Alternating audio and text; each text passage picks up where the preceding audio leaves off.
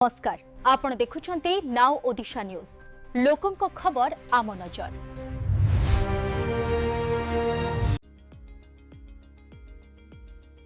ढेंकानाल जिला परजंग ब्लॉक आखुआपाड़ ग्राम पंचायत कार्य परिसर सोमवार दिन ब्लॉक अध्यक्ष शर्मिष्ठा दलबेहेरा करकम नूतन भाव निर्मित पंचायत सुविधा केन्द्र लोकार्पित हो जाइए। पंचायतवासी सुविधा केन्द्र खोल लोक मन में उत्साह परिलक्षित होइछि। पंचायतवासी जनहितकर कार्य त्वरान्वित करने उद्देश्य आवश्यक होता सुविधा केन्द्र निर्मित होइथिबा सुविधा केन्द्र को ब्लॉक अध्यक्ष श्रीमती दलबेहेरा फीता काटी उद्घाटन करथिले। पंचायतवासी समागम संगक बाजा बाण साउंड रे परिवेश स्वतंत्र नियारा रहितला।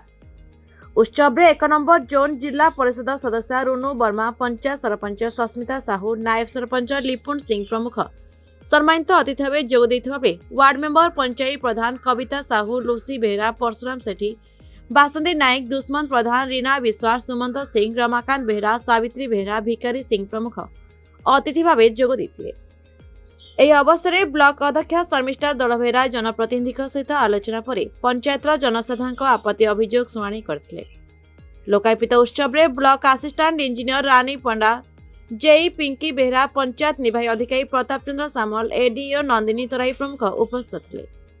जनाशुना समाजसेवी तथा पंचायत बासिंदा जंबेश्वर वर्मा, समीर चंद्र साहू, दिलीप कुमार नाथ, क्षेत्रवासी जेना, लिपुन सिंह पूर्ण सहयोग सुविधा केन्द्र उद्घाटन उत्सव अनुष्ठित होता। शर्मिष्ठा दलबेहेरा परजंग ब्लॉक अध्यक्ष आज आम आखुआपाड़ पंचायत मत निमंत्रित करते ये जो सुविधा केन्द्र आम आखुआपाड़ पंचायत ये 2026 मसीह नुआ वर्ष ये नूतन गृह निर्माण सबू जनसाधारण मानक शुभेच्छा जनाऊँ। प्रथम तो दुई सुविधा केन्द्र समस्ते आसे सुविधा पातु सब जिन जो पंचायत जो जो कार्यक्रम लोक मैंने आसिले जमीन बाहर बसते अपेक्षा करी मैडम को सरपंच मैडम को कमिटी मैडम को से बाहर बसले खरा खरार बसले से घरे सुविधा गृह आस बसवे और सरपंच मैडम को आम समिति मेम्बर मैडम को सब काम धन्यवाद।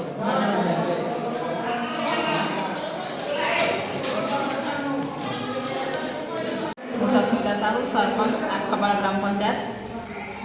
सर्वप्रथम आखुआपाड़ ग्राम पंचायत समस्त गुरुजन माँ मैंने भाई मैंने भौणी मैंने कुनी कुनी पिला मोर नूतन वर्षर हार्दिक शुभेच्छा और शुभकामना। जगन्नाथ निकट प्रार्थना करुँगी 2026 वर्ष समस्त सुख और समृद्धि वर्ष हो। आज आमर आखुआपाड़ ग्राम पंचायत सुविधा केन्द्र उद्घाटन है। यही समारोह आम गहन आमर ब्लॉक चेयरमैन महोदय आसी उपस्थित रही से धन्यवाद जनाऊँ। आम गहन आमर जिला परिषद महोदय जोन नंबर 1 रुनु वर्मा अशेष धन्यवाद जनाऊँ। आम गहन आमर समिति मेम्बर रेणुवाला भूपई महोदय अनेक अनेक धन्यवाद जनाऊँ। मो पंचायतर समस्त वार्ड सभ्य नायब सरपंच समस्त को अशेष धन्यवाद। आज दिन में समस्ते आम एकाठी हो उद्घाटन समारोह को आगे नहीं जाए पंचायतवासी को धन्यवाद। समस्ते आज आम सहित एकाठी हो आम यही समारोह को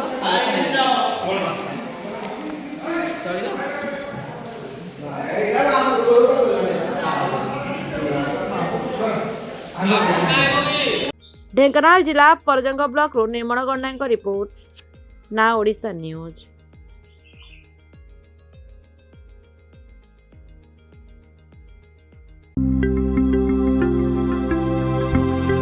लेटेस्ट न्यूज अपडेट पाई www.nowodisha.com को लॉगिन करंतु।